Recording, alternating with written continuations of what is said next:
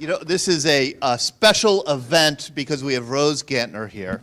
Rose has a great story because she was, some of you will remember this, she was a Donut Dolly in Vietnam. Yes. Right? Yes, 2 tours. June 1966 to 1967, I was 22 years old, and I went back at the request of the Red Cross to head the program January 69 to 70. And this is you. Yes, filling sandbags. I mean, that filling gentleman was sandbags. drink. I mean, so you're the only person in history who is smiling filling sandbags. Hey, that was our job. That was your job. Try to help everybody's morale and just boost morale for the soldiers. A lot of these guys who served in the military who are here, they either were drafted or they knew they were going to be drafted if they didn't volunteer. Right. You didn't have to do this. No. Why did you volunteer for this? I was at the time, like many of you, where President Kennedy really inspired us, and I said, I'm going to Peace Corps or the Red Cross. I applied to both, got accepted by both, and I decided I'm going to find out about Vietnam. What was your first impression when you landed in Vietnam? Scared, and then a lot of dust and hot.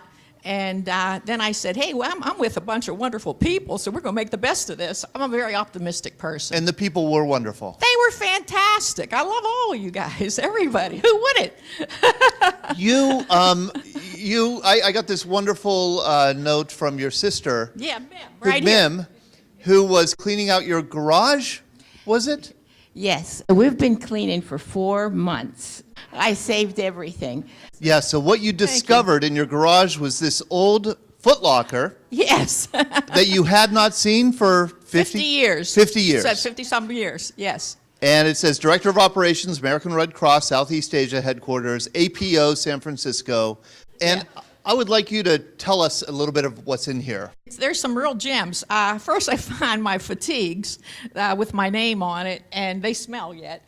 But what was really nice, all the buddies who served in the Air Force will remember these tapes we used to make, and then the Air Force guys would make these, and we'd listen to these late at night of all the songs, 500 Miles from Home, and all the wonderful songs.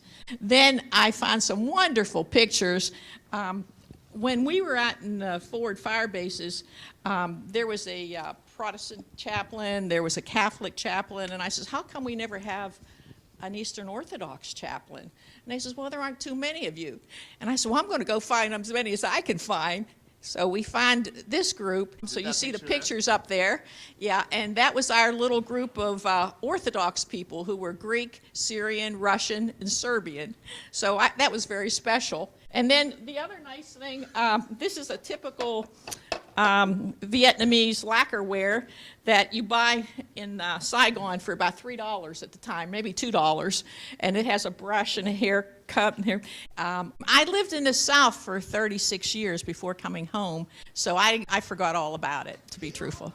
There's a photo of you by a map of South Vietnam. Is that? Yes, that's me in Saigon. That was my second tour, and like I said, at my second tour, I was only in Saigon 1 day a week and 6 days a week.